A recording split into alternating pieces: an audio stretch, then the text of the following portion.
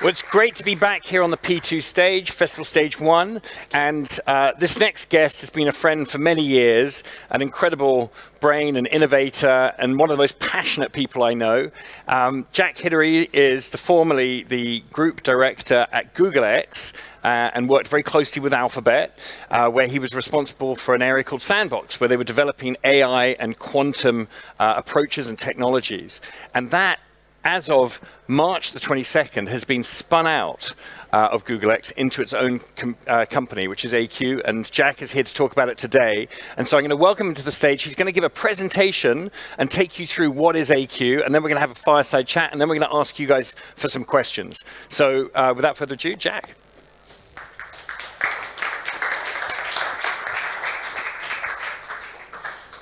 Thank you, Charlie. All right, I know we have people here live, which is good to see again after 2-3 years of not doing that. And we also have many thousands of people online watching us right now, and also on, I assume, on recording later, but thousands of people right now tuning in. So welcome everyone, both here in the audience and online. Thanks, Charlie, for hosting a great event once again. This has become a mainstay of the tech circuit, and it's great to see London hosting this, and London become a real center of AI, but also now more broadly, quantum. There's actually a lot of quantum activity happening in and around the London area, driven by the many great universities. And it's great to see also the startups that are spinning out of these universities. So I'm sure we'll get to that in our Q&A. Let me take everyone through a number of ideas that's happening in AQ right now, AI and quantum, and we'll go from there. Let's see if my little clicker will click through. Can we have the next slide, please? Thank you. Great. So where are we at in quantum? We're now in the third quantum revolution. As of 2 years ago, we entered this third quantum phase. The first quantum revolution, of course, happened mainly in Europe, in Germany, Switzerland, Copenhagen, and here in London. It was the years 1900 to 1935, and 30 individuals who lived in black and white, apparently, according to this picture, they created quantum mechanics out of desperation.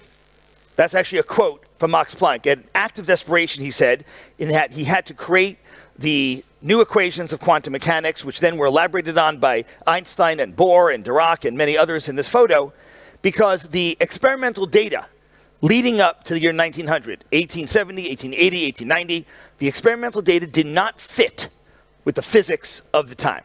So they needed a new paradigm, a new way of looking at things, and that was the birth of quantum mechanics. By about 1935, that was then canonized. We understood what exactly was basically going on at the level of atoms and molecules and other phenomenon not described by Newton and Maxwell. Then their students and the students of those students in the 40s to, say, the year, early 2000s, started to apply those principles of quantum and create all kinds of interesting devices. And so the second quantum revolution was about creating the transistor. 3 quantum physicists created the very basis of the computing revolution that we're here celebrating at CogX. The MRI machine is a quantum device, superconductivity, and the laser is a quantum device. All come from the second quantum revolution. And now we find ourselves in the third quantum revolution. And in this revolution, next slide, please, we now have 3 areas of focus: quantum sensing, quantum simulation, and quantum security. And what's interesting is that while the popular press and even the business press is focused exclusively on quantum computing, and we are very excited about quantum computing, the fact is that what's here and now, what's near term, thank you very much. Swap out. This apparently is a quantum clicker that will work with the slides. What's here and now, and has a much larger addressable market even than quantum computing, is other quantum technologies such as sensing, simulation, and security. So we're going to focus on that today and broaden our horizons as to what quantum can deliver for us in society, the benefits, the impact we can have in society with this area. And of course, quantum builds on the AI wave, the wave that we're just wrapping up right now is the AI wave, the rise of deep learning, the rise of the GPU. How many people here have heard of the GPU, NVIDIA, all these companies? Yep. And these very specialized chips. Now, the G in GPU is interesting because it stands for graphics. What does graphics have to do with what we're talking about today? Well, the GPU initially was made for video game processing, to make video games more realistic, more lifelike. And then those of us in the neural network community, the deep learning community, many of them right here in London, realized that these video game chips could be hijacked and repurposed for accelerating neural networks, accelerating deep learning or machine learning. Now we come to another hijacking of the GPU, which we'll learn about just in a few slides. And of course, many other innovations in the sixth wave, but now we hit the seventh wave, the merger of quantum tech and AI. AQ, we call it, AI and quantum. And this, I think, is going to prove to be even a bigger impact than the last 5 years, the sixth wave. This seventh wave, I think, will have even a bigger impact. And so when we look about globally, there's a lot of investment happening on the part of the governments. This slide does not even reflect the private investment, which is billions additional. But we can see that China spending 10 billion, about 30% of all the investment happening globally in terms of governments, and many other governments as well, the EU, here in the UK, a lot of investment going into this. In fact, if you actually look at the numbers, we can see that, next slide please, that the investment right now in quantum is 5x that of AI investment in the same kind of year, which is 2013, 2014. That was the year in which AI was just starting to grow before it really exploded. So if we kind of compare these 2 years of 2021 in quantum to 2013 in AI, we can see that quantum already is at 5x the investment that AI had. And if we go to the next slide, yep, thanks. So this brings us to these three areas: quantum sensing, simulation, and security. Sensing means sensing the world around us, sensing magnetic fields. And sensing was born, quantum sensing was born really, this new generation about 20 years ago when people realized that these qubits that were used for quantum computers are so fragile, and they're fragile because they're very sensitive to the outside world. If you have a magnetic field right near the qubit, it decoheres the qubit. So some really bright academics said, wait a second, let's flip the script. Let's actually make these not computing devices, but sensing devices, because they are so easily perturbed by the outside world. And we'll see some of the applications there. Simulation optimization is critical because we want to simulate molecules around us. Drug discovery, material science for batteries, these are key areas. And quantum security, of course, is critical. We are now entering the next era of encryption, of cyber, and we'll talk about that as well. So this brings us really to a new world of computing. Our entire lives and the entire last 50 years of the digital world has been in the upper left-hand quadrant. Classical data coming from classical inputs, say websites, say machines in hospitals that you're familiar with, being processed in classical processors. And so your Fitbit, other quantified self devices, input from sales data, all this is in the upper left-hand quadrant. But now, for the first time in the next few years, we can start to explore these three other quadrants. Next slide, please. And so what's exciting about the quantum era is that we're cloud native. Instead of the previous eras that were started on premises, where you had to buy very expensive hardware, install it on your premises, and then wait for 7, 8 years to upgrade it because you just paid many, many millions of dollars for this previous thing, this is cloud native. We know about CPUs. We know now about GPUs. I just mentioned the utility in AI and in video. And now we're going to have the rise of the QPU, the quantum processing unit. And this will be seamless. You'll have data uploaded and code uploaded to the cloud, and part of the code will run on CPU, part of it on GPU, and part of it will be subroutine out to QPU. Quantum computers don't do many things very well. They do very few things faster than CPUs and GPUs. And they'll be subroutined out just for those purposes and then returned back for the workhorse area in CPU and GPU. Next slide, please. And now we see that there's many different providers. If you look at AWS, Azure, Google, others, each of these providers have multiple quantum computers now on offer. Right now, from your seat, with your laptop, with your phone, you can access a real living quantum computer. They're not very powerful yet, but you can test it out, you can try it out. Next slide, please. And so now how do we transition from AI alone and quantum alone into the merger of these two areas? Next slide. Well, one area I want to highlight for the audience, both here in the room and online, is quantum machine learning. We know about machine learning. We've seen the impact of machine learning. Everything from I just arrived a few hours ago here in the UK to be on stage with Charlie, and instead of having to wait hours and hours for humans to look at my passport, I and thousands of other people were shuttled through, and you put your passport in, and a machine learning vision algorithm is able to determine that, yes, it is Jack on the passport, and Jack in real life. Let Jack through, and thankfully I did get through. That's good news. And so we know about the rise of machine learning, how it impacts every part of our lives today. But now we have the opportunity to maybe take the next step in QML, quantum machine learning, and you can see that all the software runs seamlessly on a combination of hardware along the bottom. Next slide, please. I want to highlight the work of two particular researchers on the next slide. And we have Maria Schold on the left and her former student, Amir Abbas. And if you have a chance to check out their papers and their work and their videos on YouTube, really interesting about the future of machine learning in terms of where this is going with quantum as a key aspect. That's one example of AQ. Next slide, please. So now let's talk about these three areas. I mentioned security. We talked about simulation and sensing. Let's talk about security. Today, every one of the phones in this room, everyone watching this online, is using RSA technology. Ravesh, Shamir, Edelman, three individuals who gave us a form of public key encryption that has changed the world. The reason why you can upload your credit card safely and buy stuff from Amazon, the reason why you can encrypt your messages on WhatsApp and go end-to-end. In your WhatsApp app, it says encrypted end-to-end. What is that encryption? That is RSA encryption.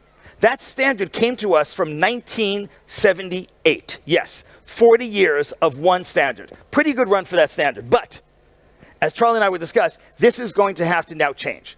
And so asymmetric, which is public key cryptography, so critical to world commerce, so critical to banking, so critical to storing our patient data securely at NHS, at hospitals around the world. This is under great risk because of Shor's algorithm on quantum computers. And then we have symmetric. We used to be the way that we did most things. Now we still have some applications there, but asymmetric is the majority of what we experience. Let me see if this is, yep.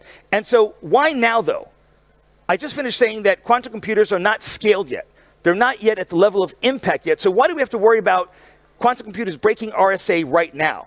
And the answer is in this slide. Store now, decrypt later. If you have valuable intellectual property, if you have valuable customer records, if you have valuable molecular structures as a pharma company, if you have valuable chemical structures as a battery company for EVs, designs for your next automobile as a automotive company, then you are subject to store now, decrypt later. Adversaries, corporate espionage adversaries, go into your servers, exfiltrate your encrypted data, and that's what we're seeing right now. When we monitor the hacking going on right now online, it's no longer just hackers looking for sloppy systems engineers who left password files open. They're now looking for encrypted data. And why would you be looking for encrypted data? Because you believe that if you store it and wait a few years, you'll be able to read it with a scaled quantum computer. And so that becomes the critical, urgent call. And that's why 40 different countries, including the UK, the US and many others, came together 6 years ago and said, we need to find solutions. We need to migrate from the RSA standard to the post-RSA standard, the quantum safe world. Next slide, thanks. And so this process has been going on for 6 years. It just wrapped up this past January, just a number of months ago. And we went from 82 submissions down to 7 finalists. And in the next few weeks, and that's why this conversation, Charlie, today is so timely, because in the next few weeks, we're actually getting from this multi-country, multi-stakeholder, open process, the specs on the first quantum-safe algorithms. Next slide, please. And again, a key takeaway here is that we do not need a quantum computer to defend against the quantum computer. This is a key point, that we run these algorithms, these new algorithms that have been around and being worked on for the past 20 years, on our current hardware.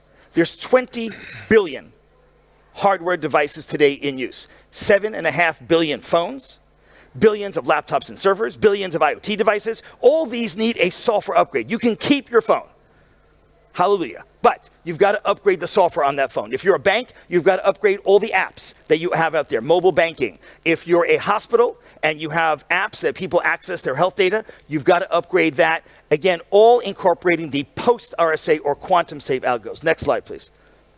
And this is a paper that we handed out, thanks to my colleagues who handed this out. This is a paper that just came out a few weeks ago in Nature, and it's available online and at your seats on this transition. This transition from RSA to the post-RSA to the post-quantum world. And that's a transition that we'll all have to go through. This is a world that's far more nuanced than the previous world. We can't just rip out RSA and put a new one in, XYZ. We're actually going to a multi-protocol world. We now need AI in the system to actually choose in real time which of the new protocols to use. Based on the context, are you at the edge of the network? Are you in the middle of the network? Are you in a big data center? Are you on a phone? And so this is going to be quite interesting. Next slide, please. So we talked about security and the need now to address the quantum attack. Now let's kind of turn to simulation. So what exactly does that mean? Well, in the tech sector, I would give us pretty high marks for the manipulation of bits. We know how to create bits. We know how to store them in great databases on the cloud. We know how to move them around at great speeds with 5G, with great fiber optic networks, with satellites. We know how to also analyze bits with machine learning, machine vision, NLP, NLU. All this has been a huge explosion of tool sets with bits. But how about the world of atoms? I would give us low marks in the tech sector in the world of atoms.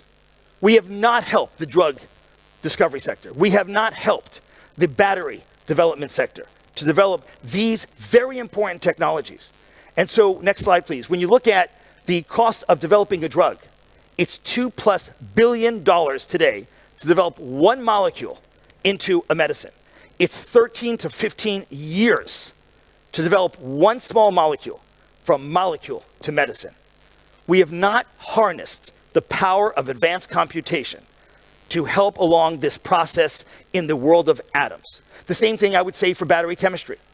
We do not have a Moore's law for battery chemistry. I wish we did, but we don't.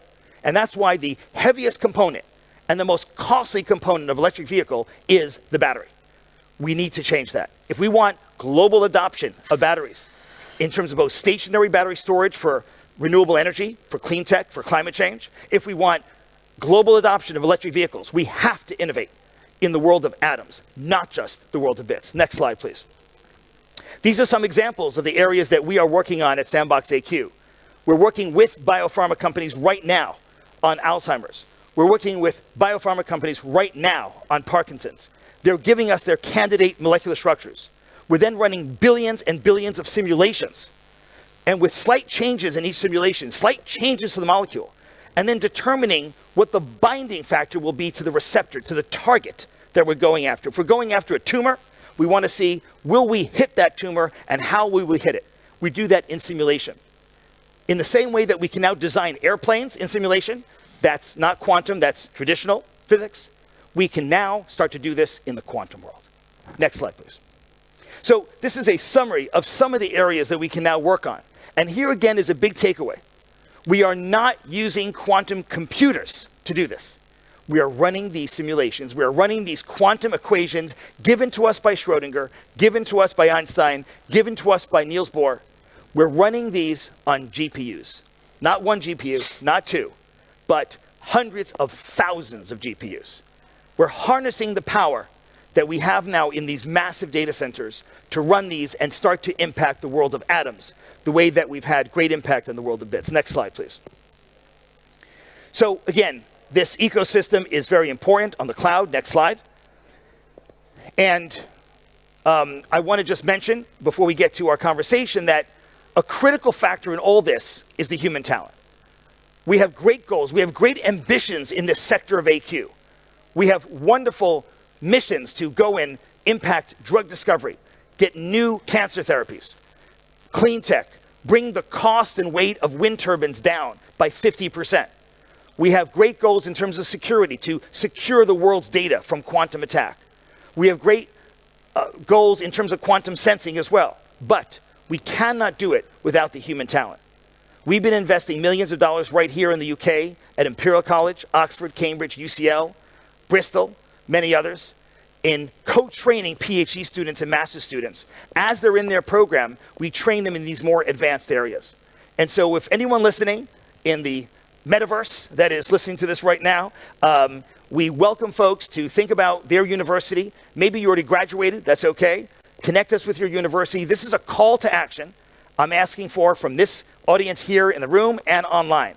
A call to action to help us increase the pipeline and increase the diversity of the pipeline coming into the AQ era. We all know about AI, but now AQ will be table stakes in terms of the skill set that you need to actually impact the world. And we need your help in helping the universities to work with us in industry to train this next generation of individuals. Next slide, please.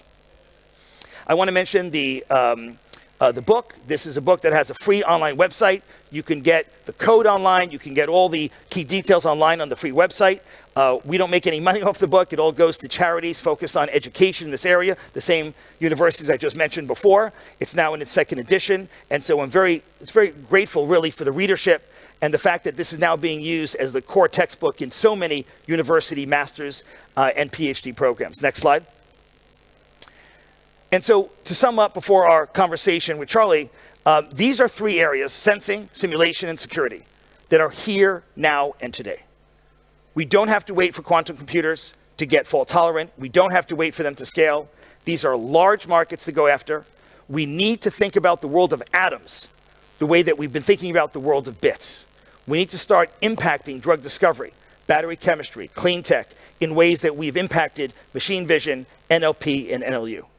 Thank you very much.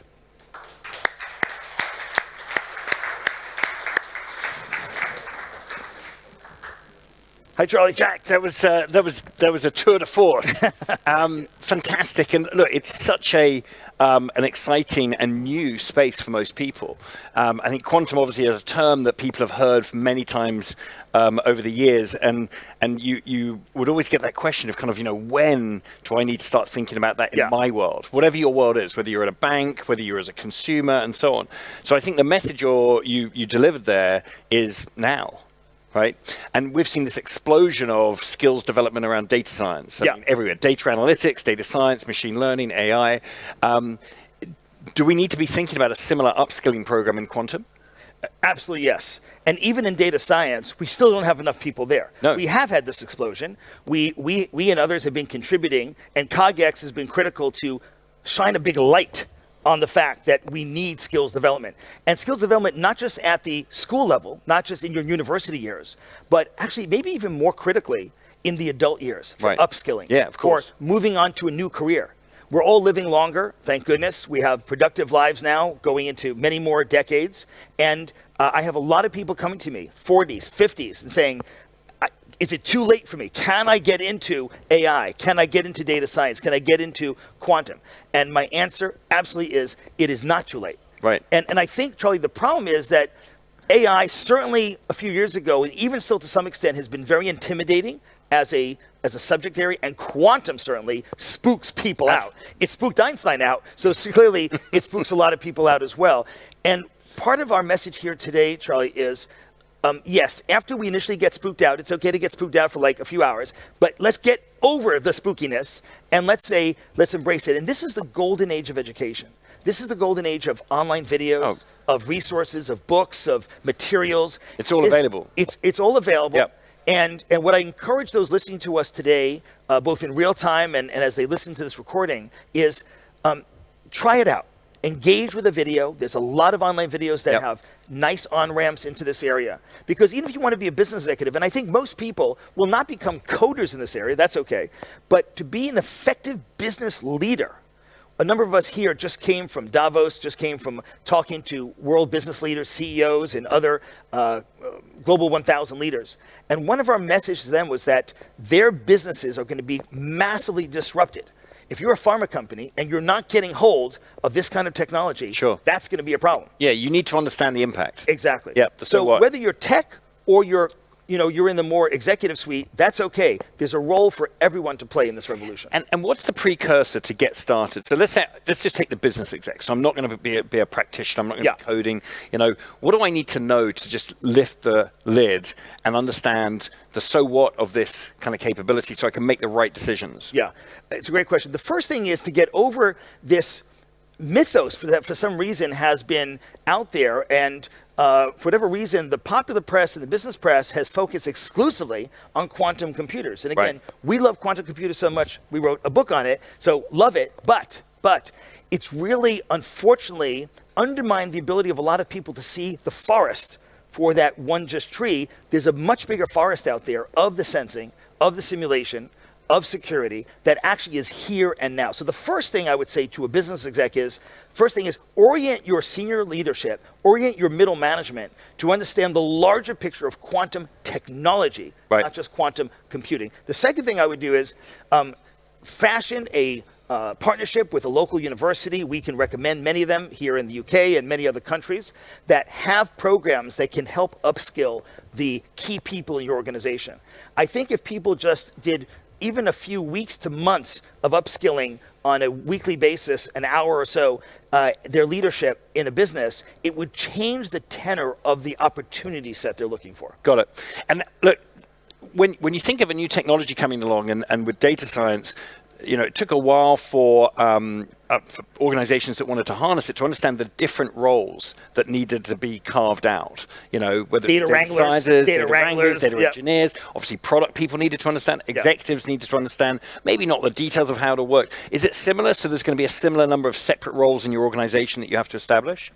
Absolutely, and we're already starting to see that. We just had a wonderful piece of news that we shared online just a few weeks ago that Nadia Carlston joined our team. Nadia has been in several leadership roles. She got a PhD in quantum herself, so was on the engineering side, but then she moved to the product side. Right. She was excited, not about coding every day, but about having a vision of a product. She was at Amazon most recently, did an incredible job there, and she now has joined us. So there are people like Nadia who are leaders in terms of the product vision, not just the tech vision. Of course. Yeah. Brilliant. And so I think a lot of organizations obviously have just got their heads around getting that data science function. So really the messages, and we, at CogX, we always believe in moving the conversation forward with concrete action. Yeah. The action here is you've got to start thinking about that org, working out how you're going to do some upskilling at multiple levels. And there's more than one role that they need to be thinking about. Absolutely. And I would say, here's what we're seeing in the field, Charlie. We're seeing banks, for example, be very early adopters in this area. Among the 20 largest banks of the world, I would say at least half have experimentation programs right now in the AI quantum field. And what would the use case be? So we should talk about some use cases. Use case off the bat is security. What is more important to a bank than the trust and relationship with its customers and the data of its customers? There's nothing more important. And so it is very clear to the banks, and particularly to those who are taking a lean-in leadership position in this area, that they need to embrace this transition from RSA to the post-RSA world. So that's the first thing. And that's just not 2 or 3 people in some back alley. They are putting dozens of very highly talented people to transform their bank to the encryption of the future. And that transition, is there a blueprint for what that looks like at the moment? Thankfully there is, because we've thought a lot about, the industry that is, thought a lot about how do we make this massive transition. And the first thing that banks are doing, telcos are doing, pharma companies are doing, governments are doing, is doing an assessment, an inventory. Where are they currently in their network, on premises, in the cloud, in mobile apps, in mobile phones that are held by employees? Where are they using the older technology, the RSA technology? That's the first step. Right. Second step, have that be a catalyst to a transition plan, a migration map. And so the work of 2022, Charlie, is mainly the inventory work. So it's like an audit. Exactly. Yeah. It's a security audit. Yeah. And you know what the upside of that is? In addition to all the fact that it'll protect you against quantum computers, is that it actually reveals holes in your cyber infrastructure that you didn't see before. Sure. So there's a lot of goodness that comes from such a security audit. And then 2023, 2024 will really be the meat and potatoes of moving those RSA modules over to the post Okay. the RSA world. So we've got 2-3 years that's going to happen It's over. a three-year it's a 3-year thing. period. That's Got it. Now, I know we're going to run out of time, so I want to jump through a couple of other conversations. Yeah. You mentioned atoms. Yes. And, Steen Jacobson gave a beautiful talk yesterday, The Economist, about how we've done this amazing amount of investment in the digital world. That's what you were talking about too. But the physical world and the physical economy, we left for dead. It's kind of underinvested, yes. right? So how does AQ get involved in that space? What's interesting is that, AI on its own naturally wants a lot of bits to look at. We talk about big data, right? So big data is the fuel that we fuel the machine, the monster of AI, right? We say, hey, AI, to train this model, we need 100,000 patient records or 100,000 sales records, and then train it and it'll make predictions. And that indeed is what deep learning does, and does it very, very well. Look at the innovation. Just literally 2 blocks from here is AlphaFold from DeepMind, a sister company, and look at the innovation they did by looking at all the data around proteins. They now have, for the first time ever, a very reliable way of predicting the structure of a protein from the data around the amino acids. So we've done, as a sector, that is, a really good job, because naturally when you have large data, you can then feed it into these machine learning. But it's not so easy to say, how do we approach and attack the world of atoms, right? And what has been traditionally done, and here's what's so amazing. If I came to you, Charlie, and said, you know what, here at King's Cross, CogX would like to build a new building, and Jack has a construction firm, and we'd like to build a building for you. The cost will be $100 million. But here's the thing. In the contract, I'm going to tell you, Charlie, that there's an 80% chance of the building falling down in the first 30 days. You'd say, Jack, I don't think I'm going to choose you as a construction company. If I told you that's the norm in construction, you'd be, no, that's not the norm. But that is the norm today in pharma. So we don't accept it in construction, thankfully, but we do accept it in the world of biopharma. Right. The failure rates of these early stage molecules is massive. How can we address that? And I think, Charlie, we're the first human generation, we're the first generation on this planet that have the tool sets to begin to impact this, to begin to look at something not just with test tubes alone, but using the simulation capabilities that now these GPUs give us. And it's not the GPU alone either. It's an iterative loop that goes round and round. We in the simulation world will simulate billions of possibilities. We'll give it back to you in the pharma world. You'll synthesize, characterize, give it back to us, and we go back round and round. And who's developing the models in that case for the simulated environment? Exactly. So it's a partnership. The biopharma company typically has been drafting off of decades of biology and fundamental basic science at great universities.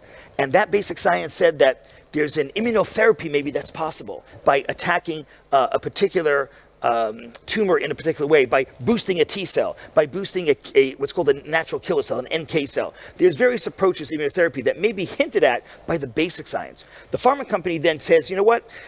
Our candidate molecules are this, this, and this, right, from that large array. And maybe they use AI even to down select from 100 million possibilities, maybe to a few thousand or tens of thousands. But that last mile, Charlie, has to be quantum. The last mile of optimizing that structure for the one that will actually put into the human trials is ultimately a quantum issue, because quantum is what governs the interaction of when I as a molecule, a compound, meet you, the target, the receptor. When we check in, that is a quantum interaction.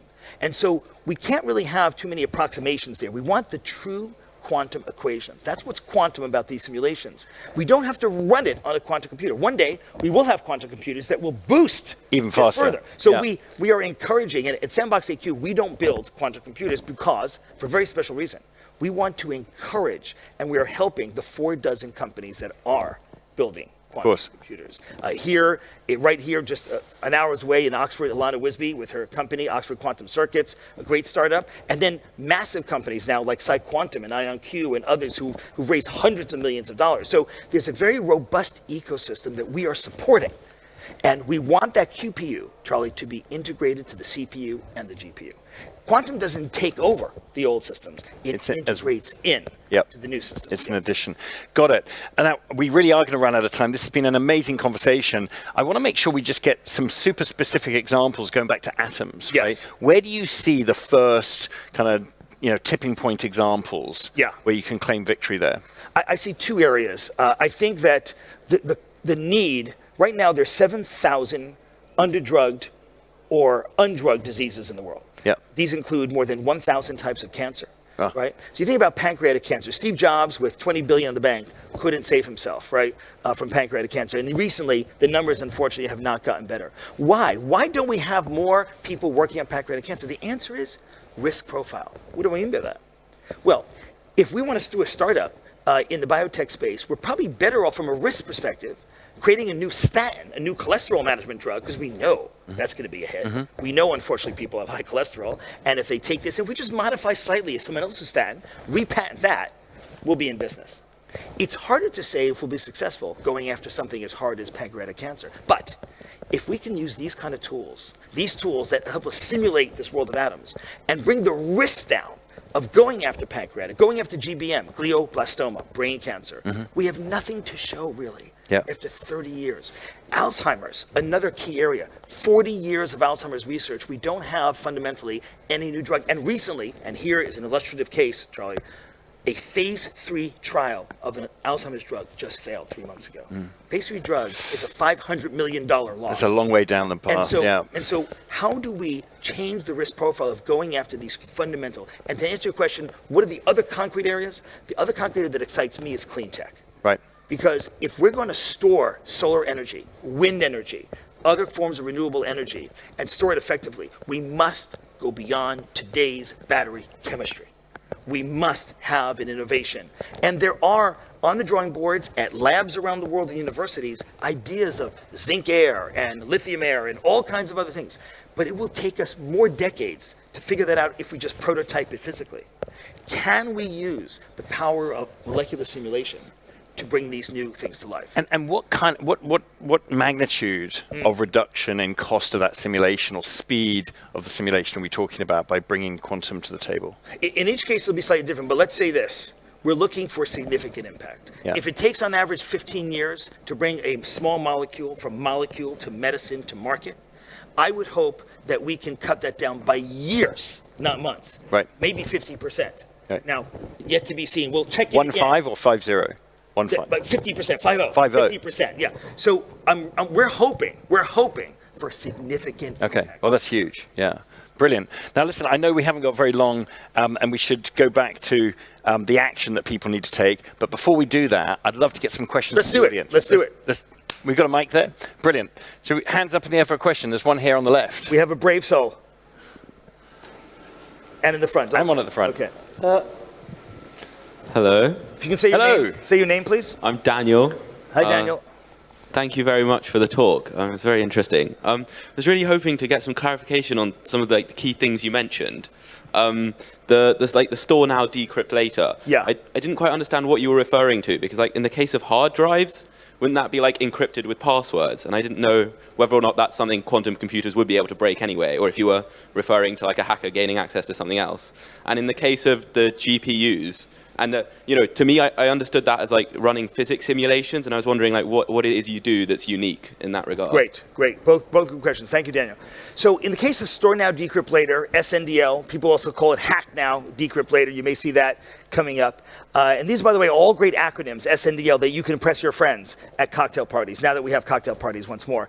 And there'll be a lot more acronyms coming out of this field, no doubt. But SNDL refers to the fact that right now hackers have developed a very strong set of techniques to hack into people's networks. They use phishing, spear phishing, a number of traditional techniques, nothing to do with quantum at all, that allow them to get into the networks of large pharma companies, large banks, governments, and others. Every day we hear about another hack. Every day we hear about ransomware. And so all this illustrates the possibility that hackers, the reality that hackers are into these networks. And just recently, in the last 90 days, we now know that a number of state-sponsored adversaries have hacked into utility grids, telco grids, and others. That has now been established. So the ability of these large hacking organizations, be it state-sponsored or independent, is now clear. That's what they're doing. Once they're in, they can do whatever they want to. This is not about individual hard drives on your Mac laptop. This is about large arrays in EMC drives on the cloud, where there's gigabytes of proprietary information at a pharma company, all their molecules, all the blockbuster drugs that they, the formula they use to make those drugs. And by the way, not just pharma, also CPG, consumer packaged goods. The reason why CPG companies are successful is they keep those trade formulas secret. Of course, the most famous one is Coca-Cola, but Unilever here, based right here in London, has thousands of secret formulas they use to make their various products. They want to keep that proprietary. And so SNDL refers to the ability of a hacker, state-sponsored or independent, to go in today, grab that information, can't read it today, but they store it on their special hacker clouds. Yes, there are clouds for hackers. And they then can read it a number of years from now once they have the computing capability. And that, even years from now, is very undermining of the business plan and of the government that got hacked today. So it's a hack that happens over the course of a number of years, but the initiation is today. In terms of the second question on GPUs, yes, physics, right now, if you have the Unity engine, for example, that we write games in, that's a physics engine, but that's a Newtonian physics engine. And so widespread right now, anyone here can start writing in Unity and can create a game where, like Mario Brothers, you can jump, and when you jump, it jumps according to Newton's equations.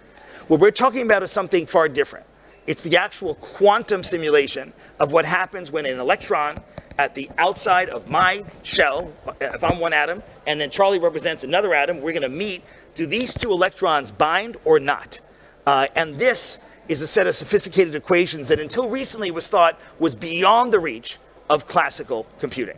Now we're demonstrating that actually the GPUs have gotten so good that we can begin very effectively impacting the world of atoms today using GPUs. Thank you, Daniel. Next question, please. Brilliant. Yeah, we've got one here at the front.